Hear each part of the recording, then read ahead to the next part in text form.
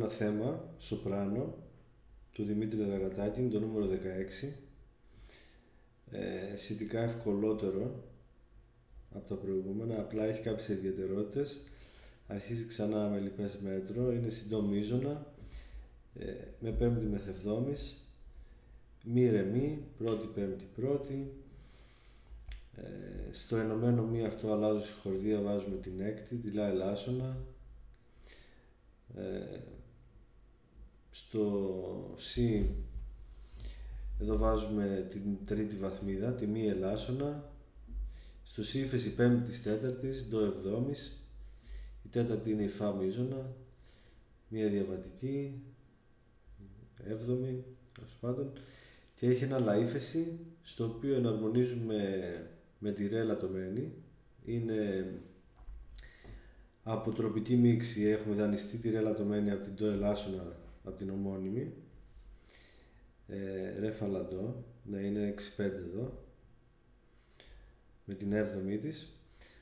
Οπότε συνεχίζουμε, έχει ένα σολ με ρε. Εδώ προσοχή για κρυφές όγδοες ευθείες, κάνουμε αναστροφή την πέμπτη. Αυτός είναι ο πρώτος κρίκος από εδώ, μια αλυσίδα. Πρώτη, πέμπτη, ανιούσα καθυστέρηση στο ρε στο μη. Πρώτη ξανά, σε όλο το μέτρο. Αυτό το σχηματάκι έχουμε ουσιαστικά ένα ντο, σι, λα εδώ πέρα. Το ρε και το ντο είναι ενδιάμεσες νότες, έτσι το αντιλαμβάνω. Βασικά ένα διπλό ποίκιλμα είναι το ρε με το σι, συγγνώμη. Έχουμε το ντο εδώ, είναι η βασική μας νότα, και έχει ένα ρε με σι ανάμεσα, ένα διπλό ποίκιλμα στην ντο μείζωνα μέσα, το αντιλαμβάνομαι.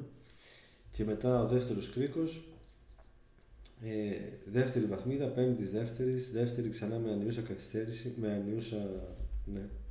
καθυστέρηση, δεύτερη σε πρώτη αναστροφή. Τώρα εδώ αρχίζει πάλι μια αλυσίδα, άλλοι δύο κρίκοι, οι οποίοι είναι περίεργοι, δεν ξέρω, εγώ έτσι το έκανα, θα ήθελα να ακούσω και τη δική σας άποψη.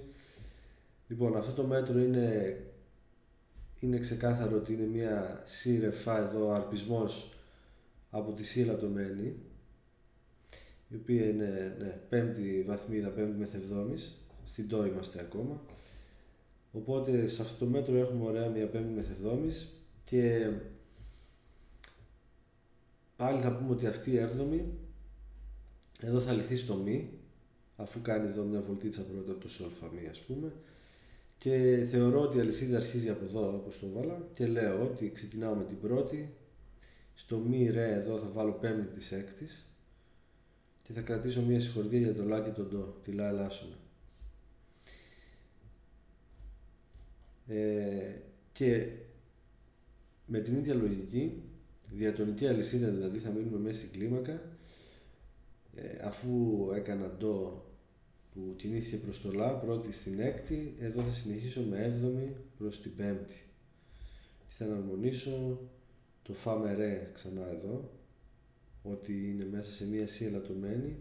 Δεν ξέρω, δεν μου πολύ αρέσει να σου πω αυτή η λύση μου εδώ, αλλά αυτή είναι. Οπότε μετά στο ρε με ντο ξανά, όπως θεώρησα το μη με ρε εδώ, πέμπτη της έκτης, αυτή είναι η πέμπτη της πέμπτης. Προσγειώνομαι στην πέμπτη βαθμίδα δηλαδή, για να αρχίσει μια καινούργια αλυσίδα με συνεχόμενες καθυστερήσεις. Και ξεκινάω, ας πούμε, από την...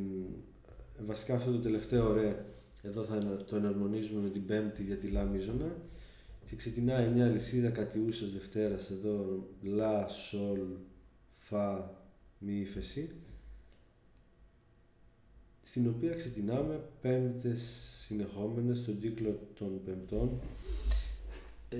Λα εβδόμης, πέμπτη για τη ρε, ρε εβδόμης, πέμπτη για τη σολ, σολ εβδόμης, πέμπτη για την ντο, ντο εβδόμης, πέμπτη για τη φα, φα εβδόμης, πέμπτη για τη σι ύφεση, σι εβδόμης, πέμπτη για τη μη ύφεση, στην οποία τελειώνουμε και απευθείας τη θεωρούμε ως βαρημένη έκτη για τη σολ μείζωνα που έρχεται.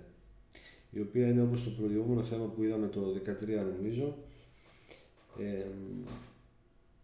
Θα κάνουμε εδώ μισή πτώση για να ξαναξεκινήσει το θέμα από την ντο μείζωνα. Άρα αυτή τη μη ύφεση, την κατάληξη ουσιαστικά της αλυσίδας που έρχεται από την πέμπτη της, θα την δούμε ως τονική για τη μη ύφεση, η οποία φυσικά δεν θα μείνει, δεν μπορεί να καθιερωθεί ας πούμε, γιατί ταυτόχρονα αμέσως έρχεται μία ρε εβδόμης, η οποία λειτουργεί ως πέμπτη βαθμή για τη σολ. Άρα λέμε ότι η σύνδεση τέλος πάντων έγινε μέσω αυτής της βαρημένης έκτης για τη σολ.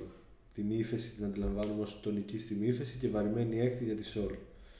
Οπότε με την πέμπτη κάνω εδώ στην κορώνα αυτή ουσιαστικά τη μισή πτώση για να ξαναξεκινήσουν όλα από την ντο μείζωνα όπως άρχισαν, με αυτό το σολ φα μι ρε μι.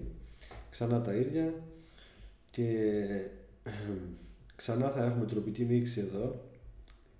Καταλήγουμε εδώ στην έκτη, είμαστε στην ντο μείζωνα, γυρίσαμε πρώτη, πέμπτη, πρώτη, έκτη, το μι και το ντο στην έκτη και μετά έχουμε ντο και μη ύφεση, το οποίο βάζουμε στην έκτη βαρημένη της ντο μείζωνας, η οποία είναι η λα ύφεση μείζωνα. Συνεχίζεται και είναι δανεισμένη από την ομώνυμη ελάσσονα, από την ντο ελάσσονα δηλαδή αυτή η έκτη. Συνεχίζεται η τροπική μίξη με την δεύτερη που την ξαναχρησιμοποιήσαμε στην αρχή του θέματος αυτήν, τη ρε λατωμένη, ναι, η οποία γίνεται δεύτερη ναπολιτάνικη για να έρθει, κλείνει το θέμα, δεύτερη ναπολιτάνικη, πρώτη 64, πέμπτη, πρώτη, με εδώ κάτι πολύ περίεργο, αυτό δεν φταίω εγώ για αυτό που ακούστηκε εδώ. Είναι μια αποτσιατούρα, ολόκληρο, 4 ολόκληρους χρόνους κρατάει. Είναι αποτσιατούρα το ρε ύφεση στο ντο. Έρχεται στο ισχυρό, δεν μπορούμε να κάνουμε κάτι άλλο, πρέπει να βάλουμε εδώ ντο μείζωνα από κάτω, ντο μι σολ, και να ακουστεί αυτό που ακούσατε. Ναι, αναγκαστικά εδώ κάνουμε, οπότε το πτωτικό, αυτό είναι αποτσιατούρα. Αυτή την πλάγια εδώ κίνηση με τέταρτη 64, η έκτη βαρημένη το λα ύφεση και το τέλος της ντο μείζωνας. Αυτά, περιμένω τα σχόλιά σας, ευχαριστώ.